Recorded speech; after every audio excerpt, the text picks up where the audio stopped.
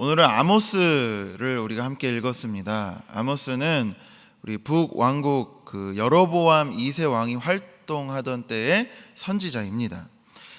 호세아서가 우리가 좀 전에 우리가 이번 새벽 때 말씀드렸듯이 하나님의 사랑을 아주 집중적으로 이야기한다면 이 호세아서는 그와는 달리 사회와 이스라엘 예배에 대한 아주 통렬한 비판을 말씀했던 선지자입니다.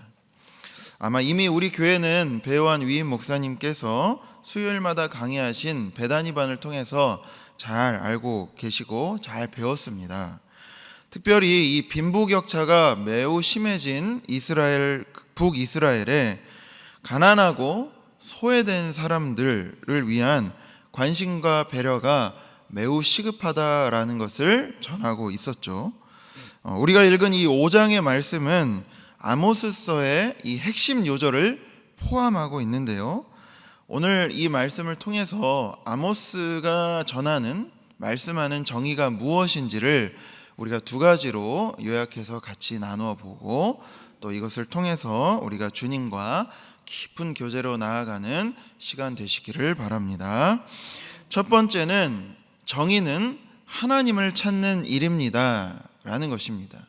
정의는 하나님을 찾는 일입니다. 우리 이 시간 4절을 함께 같이 읽겠습니다. 4절 말씀 우리 다시 읽겠습니다. 시작.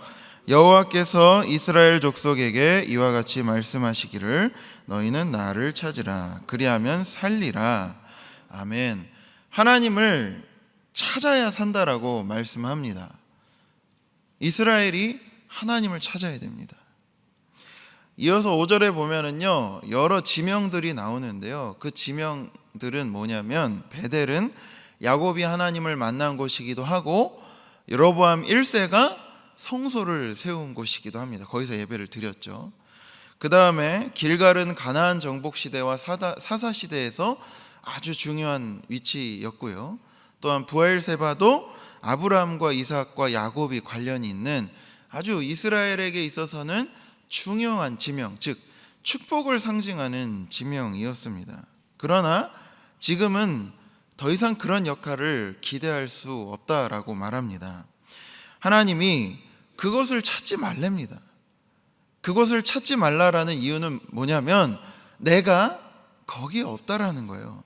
나 거기에 있지 않다라는 겁니다. 너희들이 말하는 그 성소라고 불리는 곳, 거기엔 내가 없고 진짜 나를 찾으라 라고 말하고 있습니다. 이 말씀은 이스라엘 백성들이 이스라엘이 예배를 드리지 않아서 생긴 문제가 아니라는 말씀입니다. 오히려 이스라엘 백성들은 예배를 아주 잘 드렸습니다. 우리가 21절에서 23절에 보면은요, 하나님이 이스라엘 백성들이 예배하는 그 일이 나를 매우 역겹게 한다라고 말씀하는 것을 우리가 읽을 수 있습니다. 당시 여로보암 2세 때는요, 나라가 부강했기 때문에 그 당시에 그 상황만으로도 미루어 봐도 아마 예배가 굉장히 화려하고 사람들도 정성을 다해서 예배를 드렸을 가능성이 매우 큽니다. 그들이 하는 제사, 이 예배에는요, 구경거리, 아주 볼거리도 많았을 겁니다. 하지만 하나님은 그 모든 정성과 노력, 수고, 헌신, 그 수많은 재물들 난 싫다, 싫어하고 쳐다보기도 싫다라고 말씀하고 있습니다.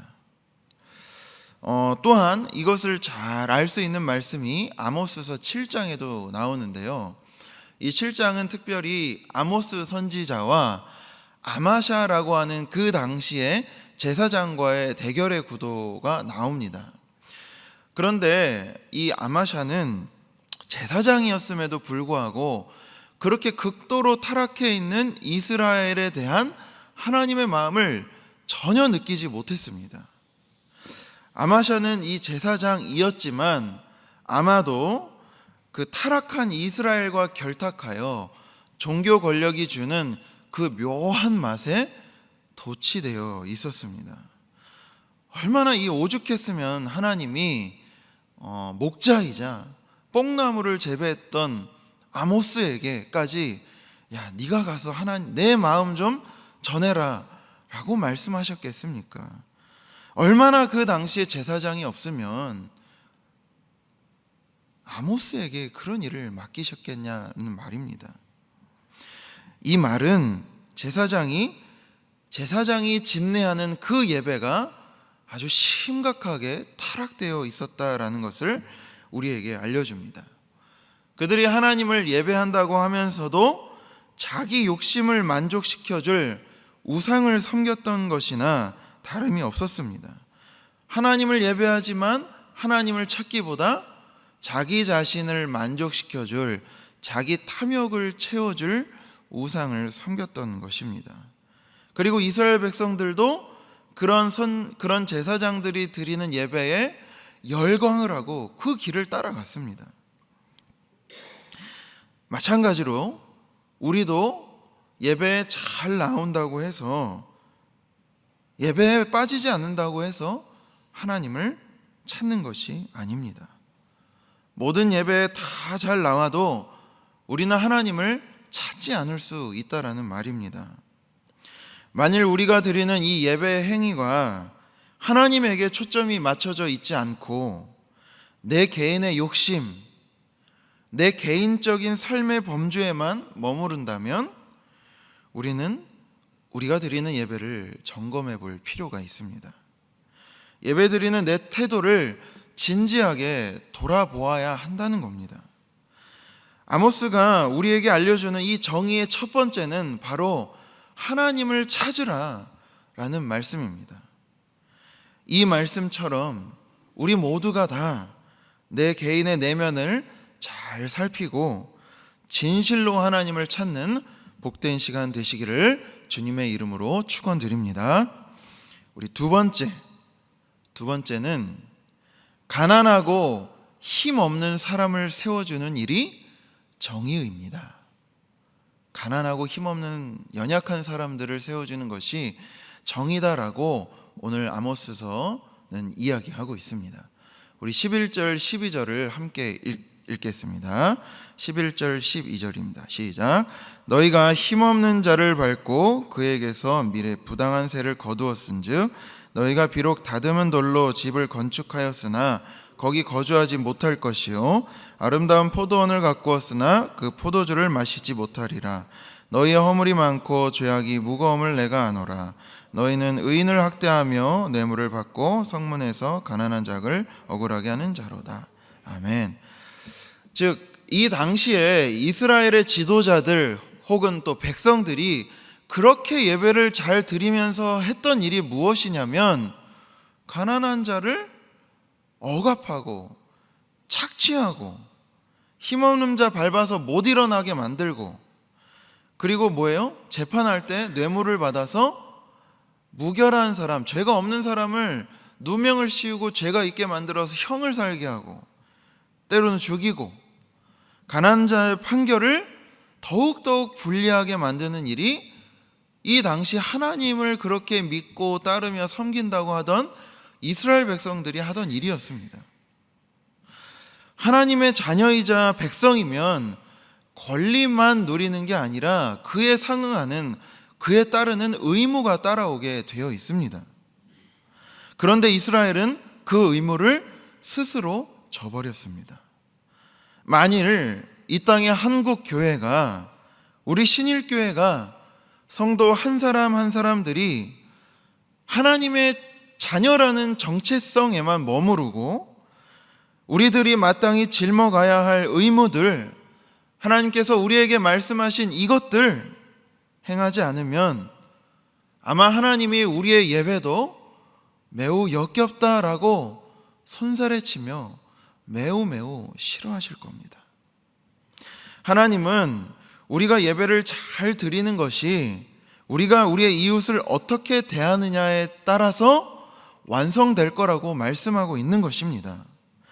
예배의 시작은 하나님이지만 예배의 마침은 이웃입니다. 특별히 어떤 이웃이냐면 가난하고 소외되고 힘이 없는 사람들, 그런 사람들 말입니다. 사회의 구조나 제도에서 벗어나 삶을 이어가기 힘든 그런 사람들 말입니다.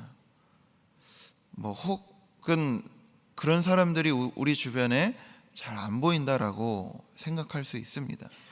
그러면 아주 가까운 예를 제가 알기 쉽게 말씀드리겠습니다.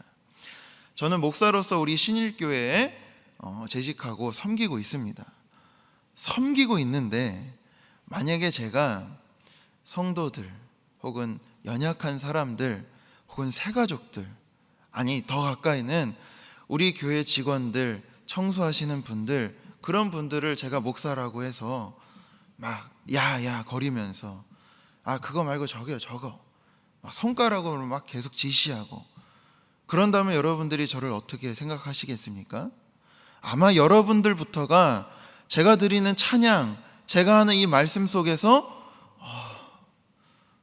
차마 그렇게 말은 못하겠지만 진짜 역겹다, 못 들어주겠다, 이렇게 생각하시지 않겠습니까? 마찬가지로 우리 교회 직분자들이 우리 교회 직원들, 사무국 직원들이라든지 청소하시는 분들 혹은 우리 교회를 방문하는 택배 직원들에게 야야야야 거린다면, 그러면서 하나님께 막 찬양하면서 신실하게 내 찬양을 받아달라고 기도하고 예배한다면 하나님 그 찬양 매우 매우 역겹다라고 싫어하게 될 거라는 겁니다. 제가 최근에 어떤 영화 한 편을 보게 되었는데요, 거기서 나오는 공주가 자기 어머니에게 들은 말이라고 하면서 그 말해주는, 주인공에게 말해주는 장면이 제게 꽤나 인상적이었습니다. 거기서 이런 얘기가 나옵니다. 왕족은 가장 불행한 사람보다 행복해서는 안 된다. 이게 그 공주를 길러준 어머니가 누누이 해줬던 말이래요. 그래서 그 당시에 백성들이 그 왕비를 매우 매우 존경하고 사랑했다라고 이야기를 하더라고요. 왕족은 가장 불행한 사람보다 행복해서는 안 된다. 즉 왕족이 행복하기 위해서는 어떻게 해야 된다랍니까? 가장 불행한 사람들이 어떻게 살아가고 있는지 그들에게 늘 관심을 가지고 그들의 삶을 불행에서부터 이끌어 올려주도록 해야 하는 게 왕족이 해야 하는 일이라는 겁니다. 자, 이 말을 예수님을 믿고 따르는 우리 기독교인들에게 한번 적용해 보겠습니다. 하나님은 베드로전서 2장 9절에서 우리에게 너희는 왕같은 제사장이라라고 우리의 신분이 어떤 신분인지를 말씀해 주셨습니다. 왕같은 제사장. 자, 왕같은 제사장으로 우리를 불러주셨죠. 그러면 하나님의 자녀이자 왕같은 제사장들이 이 땅에 존재하는 이유가 무엇입니까? 하나님이 왜 우리에게 복을 주십니까? 그것은 이 땅에서 가장 불행한 사람들, 즉 힘이 없고 연약한 자들의 편에 서며 그들에게 힘이 되어, 그래 하나님이 만군의 여호와 하나님께서 바로 가난하고 힘이 없고 연약한 너희들과 함께 하신다라는 것을 알려주고 보여주라고 그렇게 우리를 불러주셨다라는 겁니다. 그것을 알리기 위해서 우리는 존재한다라는 겁니다. 여러분 잘 아시다시피 예수님께서 마태복음 25장에서는 염소신앙을 가진 사람들의 최후가 어떠한지를 우리에게 알려주고 계십니다. 이 염소신앙을 가진 사람들의 특징이 바로 오늘 이 아모스서에서 나오는 이스라엘 사람들과 같습니다.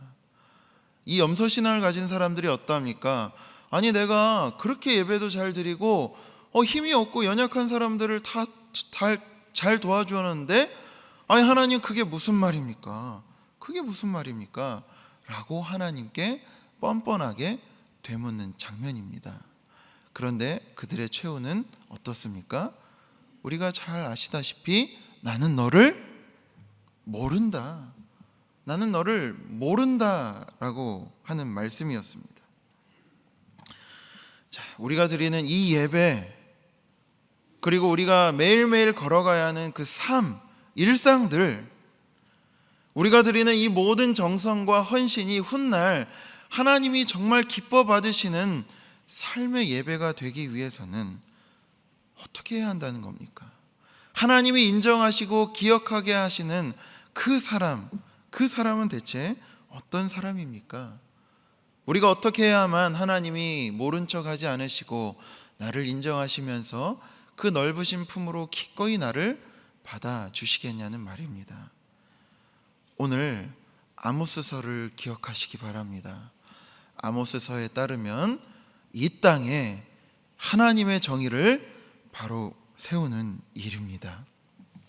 우리 다 같이 아모스서 5장 24절을 함께 읽고 마치도록 하겠습니다. 아모스서 5장 24절을 다시 한번 읽겠습니다. 시작.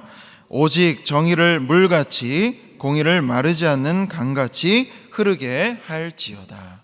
아멘. 이것은 주님의 말씀입니다. 우리 함께 기도했으면 좋겠습니다. 하나님, 저도 그렇게 내 마음속 깊은 곳에서부터 하나님을 바르게 찾을 수 있도록 인도하여 주시옵소서. 그리고 그 하나님을 찾고 구함으로 말미암아 하나님께서 이 땅에 나를 불러주신 그 이유, 가난하고 힘없는 자를 세워주는 하나님이 바라시고 원하시는 정의와 공의를 바르게 세울 수 있도록 하나님 도와주시옵소서. 함께 기도하시기 바랍니다. 또한 우리 이제 오늘 돌아오는 성지순례 모든 팀원들과 또 배우한 위임 목사님을 위해서, 또 오늘 일상을 살아가야 하는 여러분들의 모든 삶을 위해서 함께 기도하시기 바랍니다. 기도하겠습니다. 주여 믿습니다. 주여 믿습니다. 주여 믿습니다.